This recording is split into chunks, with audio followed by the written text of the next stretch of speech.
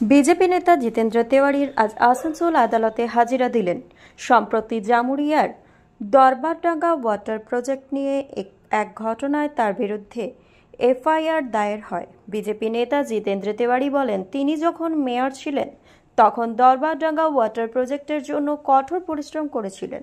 সম্প্রতি তিনি জানতে পারেন বালু মাফিয়ারা অজয় নদী থেকে বালু উত্তোলন করেছে, যা জল প্রকল্পের জন্য হুমকি হয়ে দাঁড়িয়েছেন। স্থানীয়দের পানীয় জল সংকটের আশঙ্কায় তিনি 15 দিন আগে ঘটনাস্থলে যান। অভিযোগ করেন সেখানে বালু মাফিয়ারা হামলা চালায়, কিন্তু উল্টে তার সঙ্গীদের বিরুদ্ধে মামলা দায়ের হয়। তিনি জানান, বিজেপিকে ভয় দেখিয়ে থামানো যাবে না। ওয়াটার প্রজেক্টের রক্ষার জন্য তিনি শেষ পর্যন্তই লড়াই চালিয়ে যাবেন। প্রয়োজনে জেলও যেতে প্রস্তুত।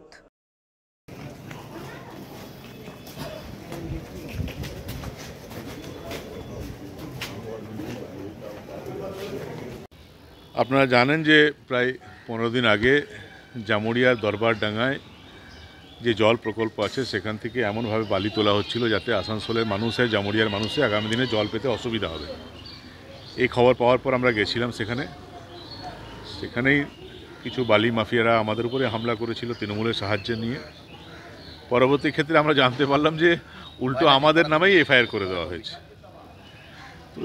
যেহেতু আমরা ল অ্যাবাইডিং সিটিজেন, দেশের আইন মেনে চলি, এফআইআর যখন করেছে তখন তো আদালতে শরণাপন্ন হতে হয়। সে কারণে লার্নেড সিজিএম কোর্টে আজ আমরা ওই কেসে, যেটা আমাদের বিরুদ্ধেই করে দিয়েছিল, সারা বাংলা দেখেছিল, মিডিয়াতে সবাই দেখেছিল, সব জায়গায় ভিডিও আছে যে কারা হামলা করলো, কিন্তু আবার যারা হামলা করলো তারাই আবার মামলাও করলো, এবং সেই মামলায় আমরা কি কোনো দলের না কোনো পরবর্তী ক্ষেত্রে দেখুন, পশ্চিমবঙ্গে শাসক দলের সম্মতি ছাড়া বা শাসক দলের প্রেসার ছাড়া অকারণে পুলিশ কেস করবে এরকম আমি বিশ্বাস করি না।